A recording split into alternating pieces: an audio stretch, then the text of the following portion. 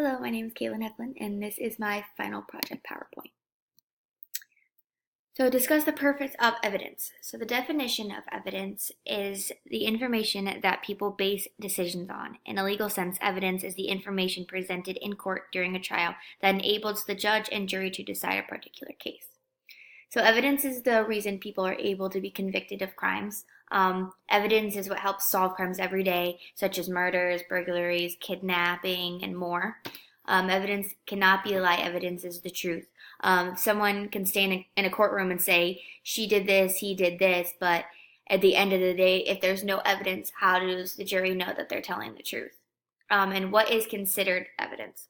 So there's two types of evidence. There's direct evidence and circumstantial evidence. Direct evidence can be only accepted or rejected by, but circumstantial evidence requires the jury to draw inference of the evidence. So things like testimonies, physical evidence, as in guns, any type of weapon, gunpowder residue, fingerprints, blood spatter, clothing, anything like that. The general purpose and handling of all evidence through the time of discovery through the deposition. So this is when you would first arrive at a crime scene, you tape off all the surrounding area to make sure that no unwanted people come into the crime scene and contaminate any evidence. What should be collected? Things that should be collected are like Latin fingerprints, bullets, blood spatters, gunpowder residue, weapons, anything that is considered evidence there. That, the more the better.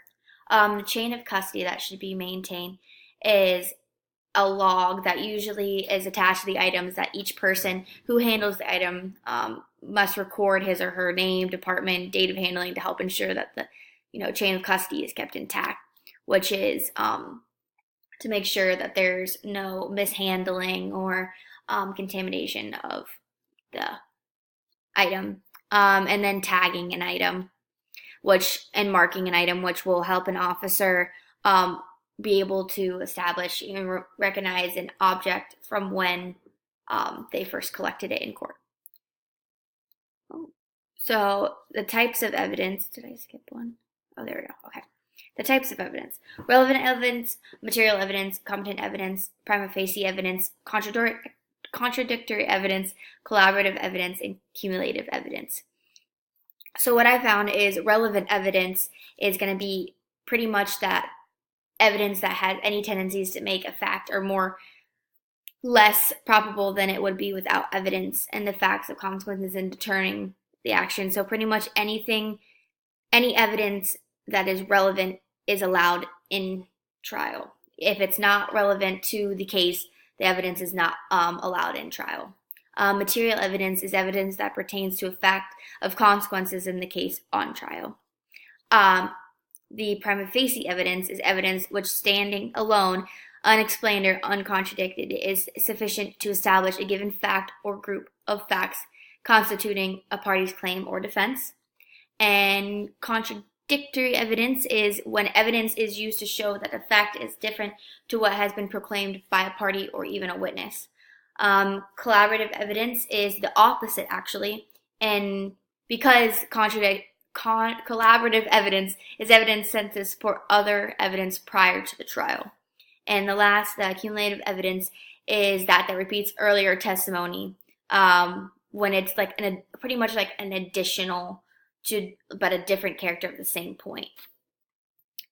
Discuss the admissibility of evidence. When is evidence allowed? So evidence is allowed when it is relevant to the case. It has to be actually accepted by the judge. And I found 3 procedures to ensure admissibility in court. And it's the officer is able to keep the object in his or her actual, exclusive custody from the moment that they find the object until it needs to be presented in court. And a complete accurate chain of custody needs to be maintained. So that's logging everything that has been touched or seen or handled, anything like that. And the officer is able to mark an object to be able to identify it in court, such as writing initials or the date on the object itself. So this one is when it was privilege created. So privilege is created when a client actually reaches out to an attorney when about legal matters, considered like an attorney-client relationship. Types of privilege. So I found a few. So parent and child is one, husband and wife, clergy and attorney and client, physician and patient, and accountant and client, and law enforcement officer and informant. Those are a few different privileges. The disclosure from trial. So pretty much what I mean by that is anything that is said between the two, whether it be an attorney and client, the attorney cannot turn around and use that against them in court. So even if it's like a doctor and a client or anything like that, they can't, whatever is told to them, it has to stay between them. They can't turn around and use it against them at court. The legal procedures for securing admissions and confessions. So the Miranda rights have to be read. If they are not read, they are not allowed to use, the statements prior in court against them, which confers to pretty much stating that his or her rights are to remain silent. Anything they do or say will be used against them in court. The suspect has the right to, counsel before questioning. And if they don't have one, then one will be appointed to them if they can't afford one.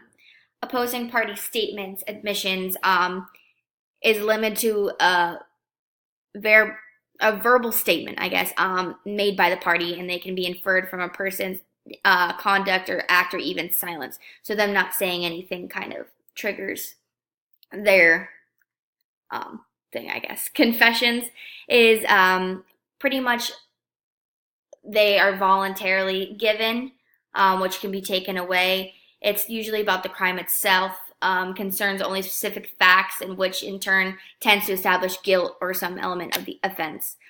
Both have to be made voluntarily. They can't be forced upon, or obviously won't be able to be used in court.